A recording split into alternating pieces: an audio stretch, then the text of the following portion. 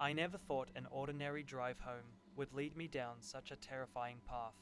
It was a typical evening in Ohio, the sun casting its last golden hues over the horizon as I made my way home from work. The road stretched out before me, familiar and comforting. But little did I know, this journey would soon turn into a nightmare. As I cruised down the empty highway, lost in my thoughts, I noticed flashing lights in my rearview mirror. My heart skipped a beat as I pulled over to the side of the road. A wave of confusion washed over me. What had I done wrong? The figure approaching my car was dressed in what looked like a police uniform, but something felt off. My hands trembled as I rolled down the window, the cool evening air doing little to ease the growing sense of unease. "Good evening, sir," the officer greeted me with a stern tone. "Good evening, officer," I replied, trying to keep my voice steady despite the nervous flutter in my chest. "License and registration, please," he demanded, his tone leaving no room for argument. I fumbled through my wallet, handing over the documents as my mind raced with questions. But before I could voice any of them, the officer began his interrogation. "Do you know why I pulled you over?" he asked, his eyes boring into mine. "I'm not sure, officer. Did I do something wrong?" I replied, my voice tinged with uncertainty. "You were speeding. Do you always drive this recklessly?" he accused, his tone laced with disdain. I shook my head, trying to wrap my mind around the situation. I knew I hadn't been speeding, but arguing seemed futile. Instead, I nodded along, hoping to placate the officer and be on my way. But as he turned to leave, a sinking feeling settled in the pit of my stomach. Something wasn't right about this encounter, and I couldn't shake the feeling that I was in danger. As the officer walked back to his car, I couldn't shake the feeling that something was off. My eyes darted around, searching for any signs of deception, but everything seemed eerily normal. Still, a nagging voice in the back of my mind urged caution. Minutes passed like hours as I waited in the silence, the only sound the gentle hum of passing cars. But just as I began to relax, the officer returned, a stern expression etched on his face. "Sir, I'm going to need you to step out of the vehicle," he ordered, his voice broking no argument. Confusion and fear churned in my gut as I complied, stepping out onto the cold pavement. The officer gestured for me to follow him to the back of my car, his movements calculated and precise. "Sir, I'm going to have to ask you to perform a sobriety test," he stated, his words sending a chill down my spine. "But officer, I haven't been drinking," I protested, the panic rising in my chest. "Just do as I say," he snapped, his tone leaving no room for negotiation. With trembling hands, I followed his instructions, praying that this nightmare would soon come to an end. But as I completed the test, a sinking feeling settled in the pit of my stomach. This wasn't right, none of it was. As the officer finished his inspection, he turned to me with a cold smirk plastered on his face. "You're clean," he stated, his words dripping with malice. "But that doesn't mean I'm letting you off the hook." Before I could respond, he reached for his cuffs, his intentions clear. With a surge of adrenaline, I knew I had to get out of there, and fast. Panic gripped me as the officer moved to apprehend me. With every instinct screaming danger, I knew I had to get away. Without a second thought, I bolted towards my car, desperation lending wings to my feet. "Stop. Get back here," the officer shouted, but I paid him no heed. My only focus was escape.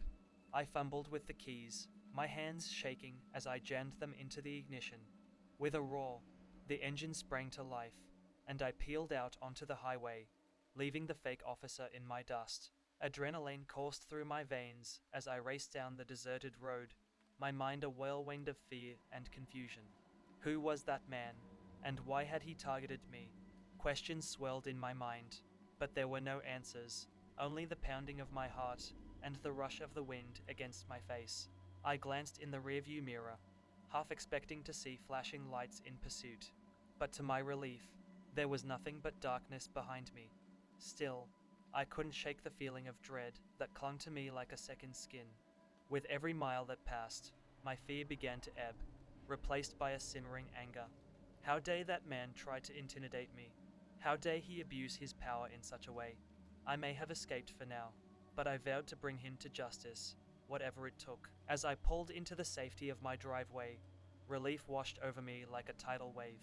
I had escaped the clutches of that fake officer, but the ordeal was far from over. With trembling hands, I reached for my phone, dialing the emergency number with shaky fingers. 911. What's your emergency?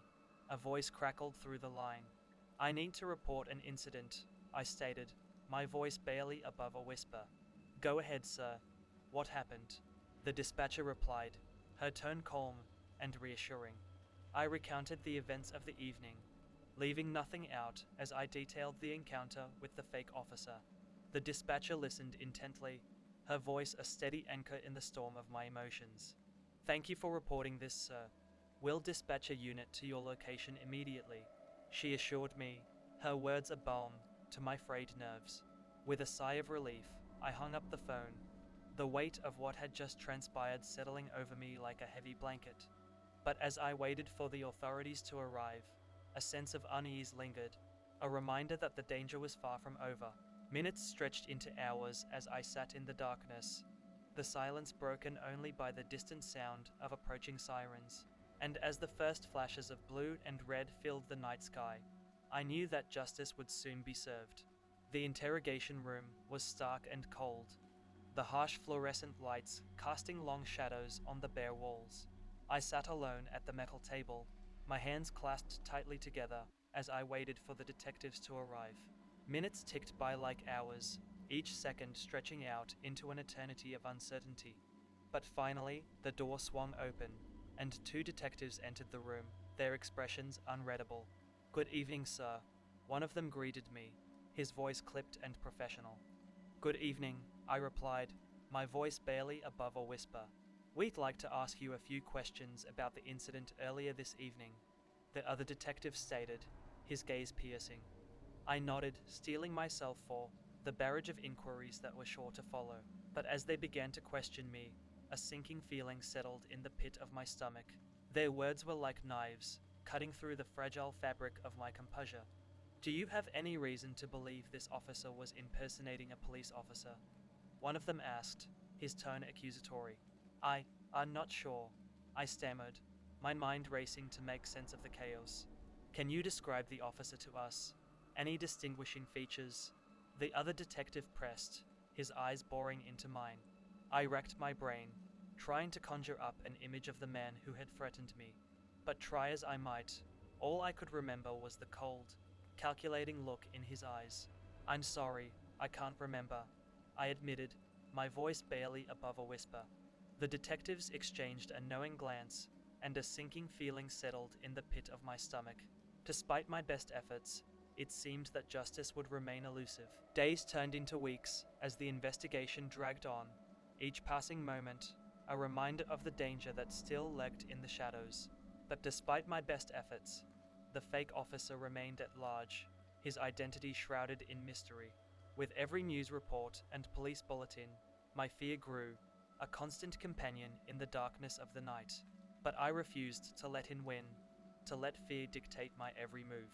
I was determined to bring him to justice, whatever it took. And so, armed with nothing but determination and a burning desire for retribution, I set out to track down the man who had threatened my life. With every lead followed and every door knocked on, I felt the noose tightening around his neck. But as the days turned into weeks and the weeks turned into months, the trail grew cold, a bitter reminder of the elusive nature of justice. Still, I refused to give up hope, clinging to the belief that one day I would see him behind bars where he belonged. And so, fueled by the fire of righteous indignation, I pressed on, a lone wolf in a sea of darkness. For justice may be blind, but I refused to let it be silent. Chapter 7. The Confrontation It was a cold, dreary night when I finally tracked him down, his hideout nestled deep in the heart of the city. With every step closer, my heart pounded in my chest, the anticipation building to a fever pitch. But as I stood before the door, my hand poised to knock, doubt crept in, a whisper in the darkness of my mind. What if he was waiting for me, ready to strike at a moment's notice? What if this was all a trap, a ploy to lure me into his clutches once more. But I pushed aside the nagging voice of fear, steeling myself for whatever lay beyond that threshold. With a deep breath, I knocked on the door, the sound echoing in the silence of the night. Seconds turned into minutes as I waited, the tension mounting with every passing moment.